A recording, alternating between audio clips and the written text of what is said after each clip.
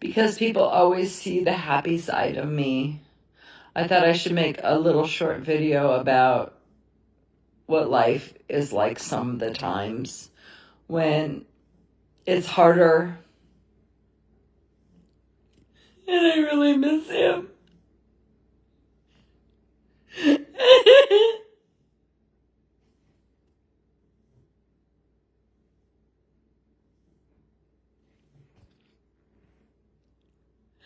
And it's all I ever wanted was just to be married and have babies. And I had it for 21 years and 6 days. So I'm lucky. I'm a lot luckier than other people. I know that. I know that. But it doesn't make it any easier. It doesn't make it any easier that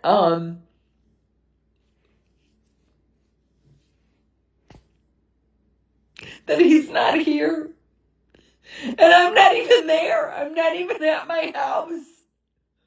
I'm in this other house that I had to move to.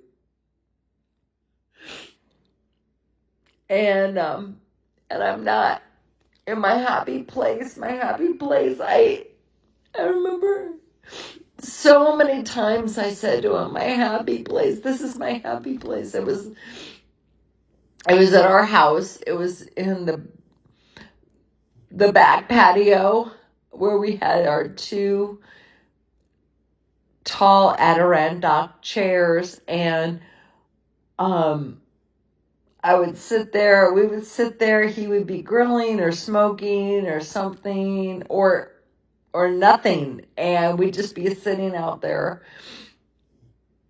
And it was it was wonderful.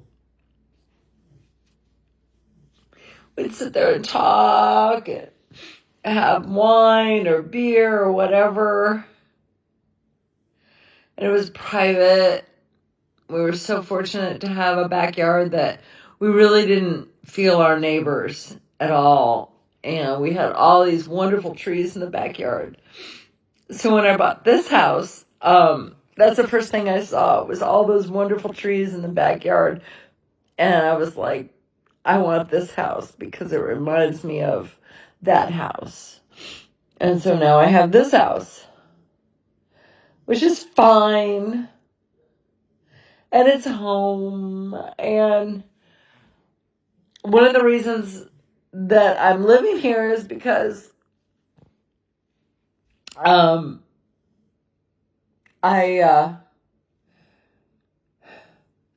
have 3.5 bathrooms, which I don't know why that's so friggin' hard to find in a home. I mean, seriously, do a realtor.com search and try to find homes that have 3.5 bathrooms. Not 2.5, not 3, but 3.5. It's so hard. And but I'd worked really hard to get that home, and I wanted my kids to have their own bathrooms because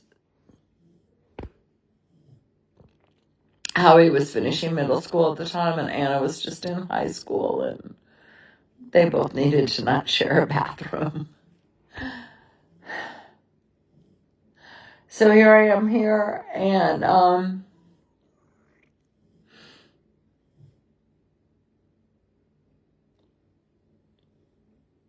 nights are hard. I mean, I'm not at Bible study tonight because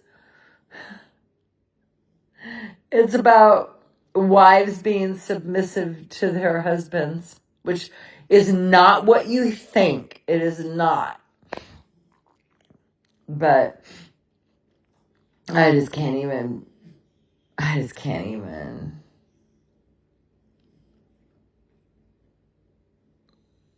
My friends don't even realize how lucky they are. They really don't. They don't know what it's like to have your whole world upended.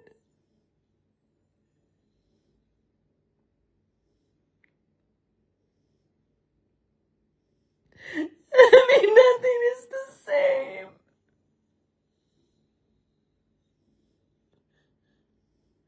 And I have to go create this whole different life. I'm so exhausted. I'm so exhausted from it. And I have to create a different life without him. And maybe it wouldn't even be the same for them because they're not the ones that have the husband that is like the extrovert, the talker, the doer, the bon vivant, the storyteller, the guy who's the host with the most. It was so wonderful for me because I just got to go along with it. And I got to write on all that fun. And now there's no fun.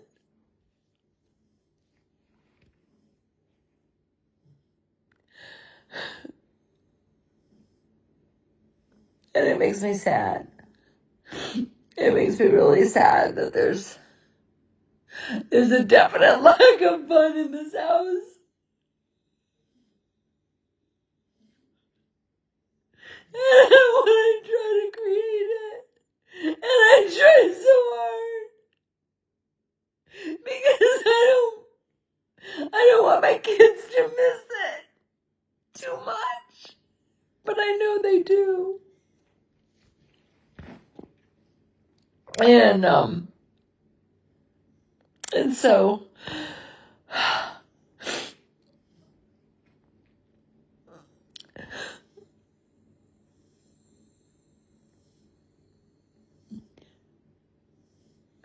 it's just hard because our whole family's been upended. Howard always called me the glue. I was always the glue that held our family together, but he was always the driving force. He was always the one that helped me make everything happen. So,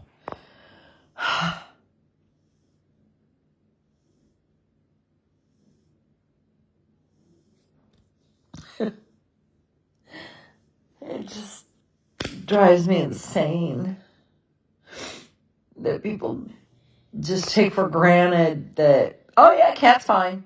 Cat's doing this. Cat's out there doing that. It's like, yeah, I am. I'm doing fine. I'm out there doing this or that. But this is a moment at home. This is my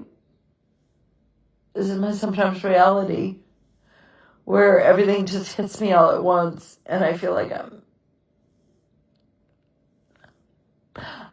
smothered.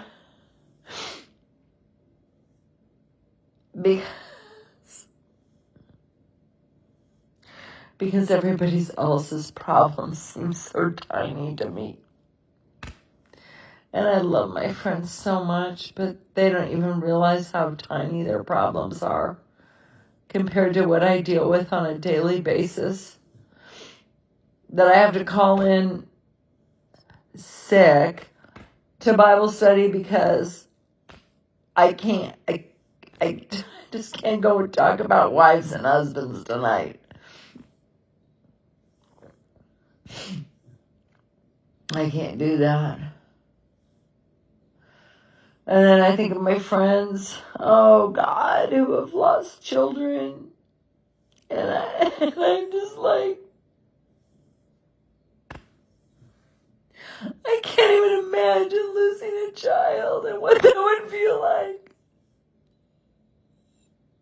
And I see them. And I always thought it was just like a children thing because it's like I saw them the before and the after. And it's before and then after. And it's like they have two different lives, and they have two different personalities, frankly. I mean, everything has changed for them. But you know what? It's not to that extent for me, but it is very similar. I had my life before, and now I have my life now. And it's hard. It's hard when all of your friends continue in their lives and they're trying really hard to understand. And I know that they are, and God bless them, but they can't. And thank God they can't. Thank God they are not going through this. So thank God for that. I'm glad they're not going through this and they don't really know. But I'm also like,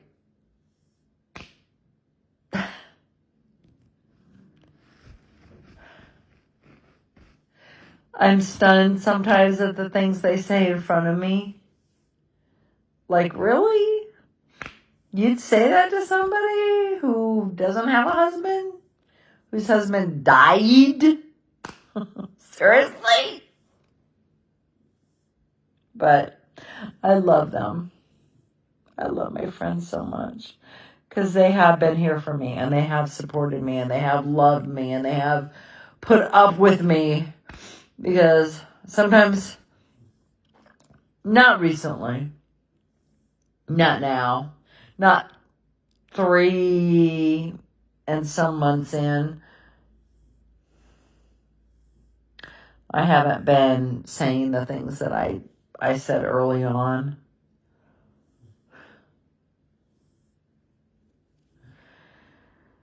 But, yeah, they put up with a lot from me early on.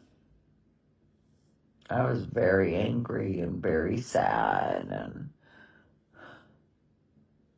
and I still sometimes get very angry and very sad. Like tonight. Like, are you kidding me? This is my life. Okay, this is my life. All right. This is how I live now.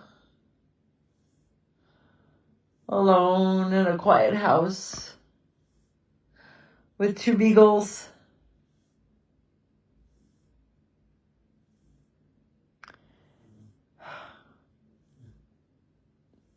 It's just hard.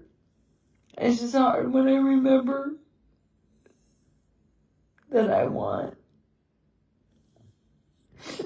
just wanted to be married and have babies. And I thought that that would bring me happiness. And it did. And then it was taken away from me.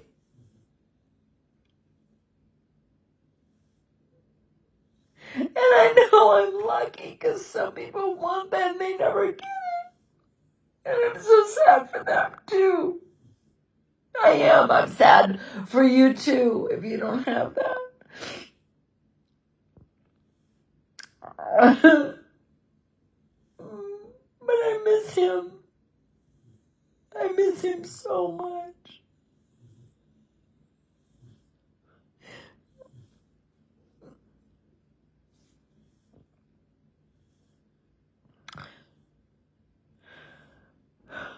Some nights are harder. Some nights are harder than others.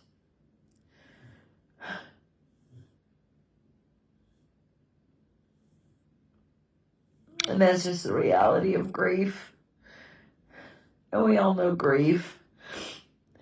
But frankly, I've lost my cousin, both my parents, and my stepmom. My uncle and my aunt. I lost countless friends. So I know grief. I do. I know grief. But it's not like this. This is life-changing grief. This is everything in your friggin' life changes, and you have to move out of your house and move into another house. Grief.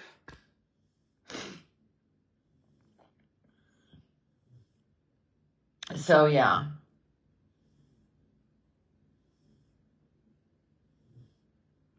Grief. Grief is hard. Grief is hard. Grief is hard for everyone. It's harder for people who have lost spouses. It's harder for people who've lost children. I'm just going to say that. I know everybody say, oh, you can't quantify. You don't know. It's like, no, I fucking know. I've lost a lot of different people in my lives. And I'll tell you what, losing my husband was the most devastating thing that ever happened to me in my life. So, sorry, but that's just the way that it is. There are different kinds of grief. I was devastated when my dad died because I was so close to my dad. I loved my dad. My kids were devastated. We loved him. He was everything. But I bet if you ask my kids right now, are you sad that Grandpa died, or are you more sad that your dad died? Oh, your dad? Fucking yes. And it's like, oh, I know exactly how you feel. I lost my mom. It's like, no, you don't even know exactly how I feel. I'm sorry you're very sad your mom died, but it is totally a fucking different situation. There is so much more when you lose a spouse or a child. It's so much more. It's so much more. You can't even begin to understand it.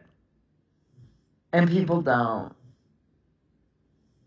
Ah, I know exactly how you feel. I lost my dad. It's like, no. No, you don't.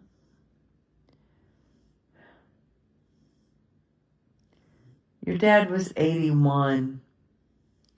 You don't know exactly how I feel. Your dad was 81. You don't know exactly how my kids feel when they were 18. And my daughter hadn't even turned 21. My kids weren't even of legal age. And they lost their dad.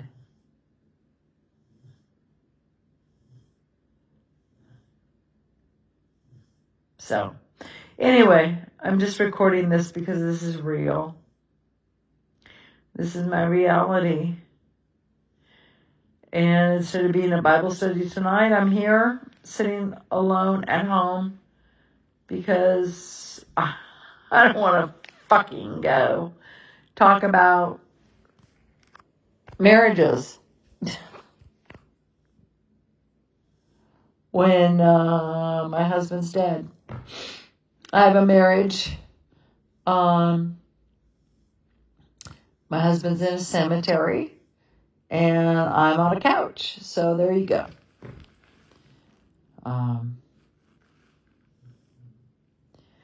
I know 3 things. I know God is good. God provides, because, gosh, he really has in amazing ways. And I know that I will go on because I have no choice. Because I'm not gonna not go on. That would be stupid. And my kids need me, and I have to help them launch into their lives. And frankly, when God's ready to call me home, I'll go home. No problem. But until then, I must go on. So anyway, I just thought that maybe a video on what grief looks like in reality. This is it. This is grief on the couch at night, missing the person that should be sitting next to me. And I'm really sad about that. So, thank you for listening.